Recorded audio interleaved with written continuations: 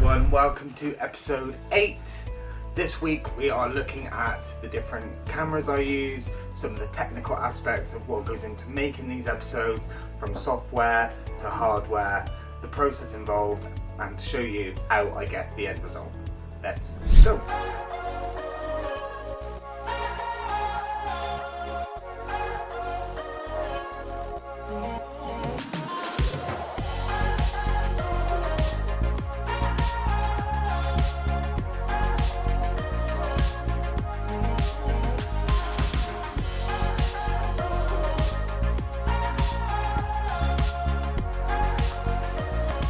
So one of the most important things that I own and I use every day when I go out and I make videos, do photography, go out and about, and I always keep with me is this. This is my camera bag, so we are going to take a look inside, although there's not that much in there because I'm using most of it now to make this video.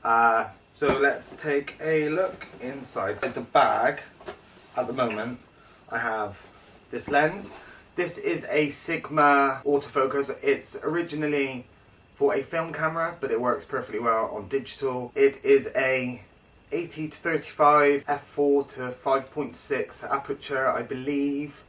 It currently has a 1.4 teleconverter on it, so that comes off the two separate pieces. So this magnifies the focal length by 1.4. We'll get into that later on. So that's that. This is only a cheap lens. I think I actually paid about £8 for it from CX, but it works fine. The only one sort of problem with it is the fact that once you put it on the body, if you try to change the native focal length of it, it does give you an error message, so you have to use the automatic focal length. So that's either wide open or whatever basically the signal is sent from the lens to the body, you can't manually adjust the focal length with this. But for £8, it's fine. Doesn't say. So it's a Sigma DL zoom, multi-coated, 35 to 80, 4 to 5.6. So that's that. I also have something that is really important, is a card reader. So this supports CF, SD and micro SD cards. This has a USB-C connection on it. So this goes straight into my iPad, then I can transfer all the photos. This is especially useful for one of my cameras which doesn't have modern stuff like NFC, Wi-Fi, Bluetooth. Without any of that, you need one of these. Various lens caps and body caps. Now, the 5D Mark II uses LPE6 batteries. So this is a third-party supplier of these, so you can charge two at the same time. That's that charger. Oh, bag. Various cables, USB, USB micro, USB mini, cables to obviously charge said things on the charger. A GoPro third-party charger, again, charge two of those at the same time. Canon M50 double battery charger, again, charge two at the same time. USB mini out or micro, and various batteries. It's always a good idea to have as many batteries as you can because obviously it keeps you going. So here I always have one fully charged in the camera, and then I have two spare. So that way you can have one on the go, two ready to go. The minute one runs out, you can chuck it in the charger and recharge that one whilst you're using the other one while still having another backup to go. The good thing about these chargers is the fact that they do plug straight into USB, so they can go into the wall or into a power bank. GoPro batteries, Canon M50, these are the 12 batteries for the M50, and these are the LPE6 for the 5D Mark II. So, and these are used for the GoPro. The GoPro I have is a GoPro Hero 3 White. So that's the base model, so that goes in here. Opens up like this. Goes in there, and then that makes it waterproof. From the Hero 5, I believe you don't need these. They're waterproof as they come, whereas up until the 5, you have to have it in a waterproof case or housing. So that's that. So up next we're going to talk about cameras. I use two main cameras, so I have one specific, this always happens. I have one specifically for video, which is this one. That is a Canon M50. So this camera, 24.1 megapixel crop sensor body, video 1080p at 25, 50 or 60 frames per second. It does have a 29-minute, 59-second limit on continuous record functions, or up to a 4 GB maximum file size. It can record in 4K video. There is an additional 2.4 crop with that, so on top of the 1.6 it does crop in a bit further when you are using the 4K video mode. And it doesn't have the dual pixel phase detection autofocus, it relies on contrast. Creative modes built in, time lapse, you know, the sepia and all that other crap. It can shoot up to 10 frames per second in the right metering mode. It does come with NFC, Bluetooth and Wi-Fi as standard built in. It is a mirrorless body, so there's no prism in there and there's no dedicated motorized shutter. So it does have a electronic viewfinder, which is a little screen when you look through the thing. The good thing about that is all the changes you make to aperture exposure, shutter speed, is all displayed through the viewfinder. So it is all changeable in real time, so you actually see what the changes are that you're making through the viewfinder. Whereas with a DSLR, a non-mirrorless with the prism and the shutter, you are looking straight through the body, through the lens.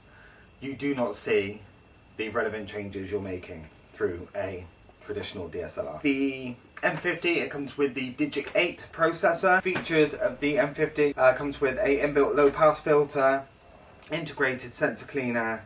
It uses the EFM mount. It does, because it's a APS-C type sensor, it does come with a 1.6 times crop, 143 or 99 focus points depending on the lens you're using at the time. And through the electronic viewfinder, because we said it's mirrorless, you do have 100% coverage of what you're seeing. So up next is the 5D Mark II. I don't tend to use this that much for video because it doesn't have autofocus. You can't walk about with it, you know, using it, you know, vlogging or anything like that. Because I say that, it just wouldn't be, it'd be so much more work than what, you know, I did. So I don't personally use it for that. That's what I use the M50 for if I'm out and about. It's just so much easier, small light. The 5D Mark II is a beast. It's made out of magnesium alloy, it's weather sealed, so it's a heavy camera. By the time you put a lens on top of that as well, I think it'd just be too much, really. Unless you're Peter McKinnon, who vlogs with a 1DX Mark IV, which is ridiculous. It's good, obviously, but you must have some muscles on him. So, don't use that much for video, like I said. 1080p, 24 frames per second is the setting I use for things like this. If I'm just doing locked off shots, where I can just focus it, leave it, hit record, done. Out of something I didn't cover with the M50, out of a typical battery like this, you get about 250 shots, roughly.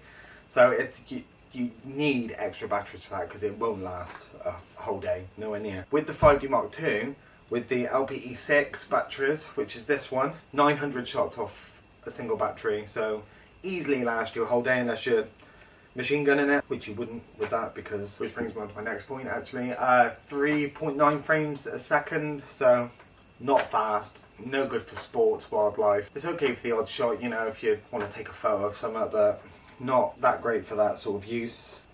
Focus modes on the 5D Mark II, so you've got one shot, so you focus, take the photo, things like portraits, landscapes, any static kind of object you're taking a photo of. AI servo, so if you are taking a photo of a moving subject like a dog or a bird or something like that, that's the same you use for that because it tracks the subject. The thing that makes it not good for wildlife is the fact that it's only got 9 focus points. So within the square of the area you're covering, it'll only light up 9 squares of that area. So there's not much room in terms of searching for focus of the area that you're trying to take a photo of. When you compare that to like the M50, that has 143. So within that area, there's 143 areas that can lock onto that focus. So I hope that makes sense, what I'm trying to say. ISO coverage, 100 to 3200 with a 5D. 98% coverage because it is a optical viewfinder, so you do look through a prism. It's a pentaprism design, 5D Mark II. That one comes because it is a lot older camera. Got to be going on for 12. It's about 12 years old, that model now, I think. So that comes with a Digic 4 processor. Same limitations in terms of recording video as the M50, so 29 minutes 59 seconds, max record length, 4GB maximum file size, and like we said, that camera is weather sealed, so you can take that in the rain, you can get it wet, it doesn't make any difference, although they don't recommend you do that. It is weather sealed, so it can withstand some dust, some rain, some snow, that kind of thing. One important thing to add to that is it is only completely weather sealed if you use their L series lenses. So their professional series of lenses are also weather sealed. So when you put that lens into the body, it creates a watertight seal. If you're using any other lens, whether that be one of these, or whether you use the 50mm, which is on there now, that connection where it goes into the body is not sealed. So water and dust and everything else can get in there. So you have to use an L series lens. Important point. So another important aspect of making the videos, especially if you're somewhere like this. So I'm at home, I'm in the living room today because I've got the doggies. Haven't I, Willow? Willow, come here. Willow, you gonna say hello? Come here. Come here. Come here. Come and say hello. Come here. Come here, baby. Oh. So when you've got the doggies, and you can't go upstairs to somewhere, or do it in the kitchen because one of them keeps going in the bin, don't you? Yes, you do, don't you? Yeah, because you're the devil, aren't you? So it's just good to have something readily available that you can move about quite easily. I bought some lighting off Amazon. They're called Crappy, or Crappy, ironically. They're not crap, they're really good. I think they was about £100 for 3 lights.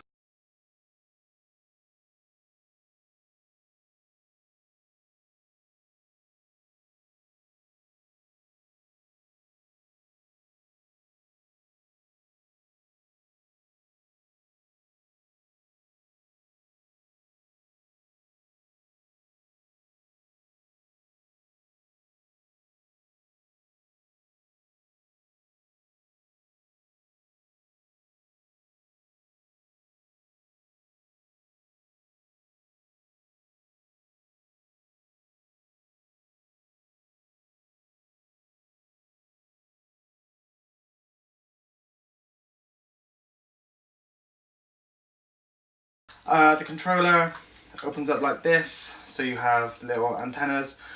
So what I've seen a lot of people do this, so if you're flying it straight out in front of you, you want the antennas up. The phone goes in the bottom, like so. You get various types of connectors in the box, and you obviously get the drone. So it is remarkably small, and it weighs, I would say, much more than the controller. It's about the same. This lens is heavier than this.